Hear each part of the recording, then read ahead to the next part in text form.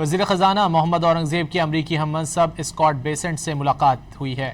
وزیر خزانہ نے میکرو اکنامک استحکام سے پائیدار اور برآمدات پر مبنی گروتھ سے آگاہ کیا۔ علاقائی صورتحال کے پاکستانی معیشت پر منفی اثرات کو بھی اجاگر کیا۔ دونوں وزرائے خارجہ نے امریکہ اور پاکستان کے درمیان معاشی تعاون کے فروغ اور امریکی سرمایہ کاری میں اضافے کے عزم کا اظہار کیا۔ وزیر خزانہ نے U S international development finance corporation کے نمائندوں سے بھی ملاقات کی۔ وزیر خزانہ نے ڈی ایف سی کی ٹیم کو پاکستان کا دورہ کرنے، قابل عمل منصوبوں کی نشاندہی اور متعلقہ شراکت داروں سے بزنس پلان بنانے کی دعوت دی۔ وزیر خزانہ محمد اورنگزیب کی امریکی ہم منصب اسکاٹ بیسنٹ سے ملاقات ہوئی ہے۔